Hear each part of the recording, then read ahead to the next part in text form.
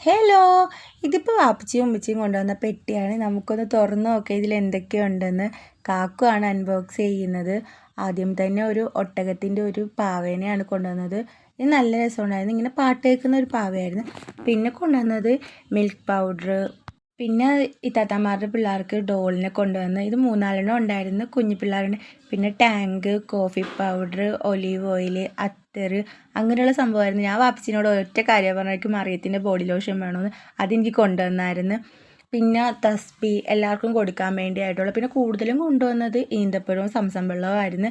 പിന്നെ ഇതേപോലത്തെ ഒരു ഫ്ലാസ്ക്, ഊതിൻ്റെ സ്പ്രേ, പിന്നെ മിഠായിസ്. ഒരു പെട്ടിയിലുണ്ടായിരുന്നത് ഇത്രയും സാധനങ്ങളാണ്. പിന്നെ കൊണ്ടുപോയ ഒരു ബാഗിനകത്ത് കുറച്ച് ഈന്തപ്പഴവും ഷാമ്പൂസും പിന്നെ പെൻസില് അങ്ങനെയുള്ള സാധനങ്ങളായിരുന്നു കൂടുതലും.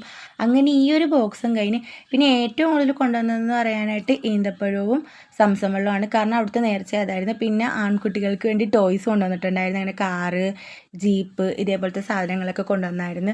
അപ്പോൾ ഇത്രയൊക്കെ ഉള്ളു. പിന്നെ ഈ ഒരു ബോക്സിലും ഈന്തപ്പഴവും മിഠായിസുമാണ്. അപ്പോൾ ഇന്നത്തേക്ക് അത്രയേ ഉള്ളൂ. ചാനൽ സബ്സ്ക്രൈബ് ചെയ്യുക. വേറൊരു വീഡിയോ കാണുന്നിടം വരെ ബൈ.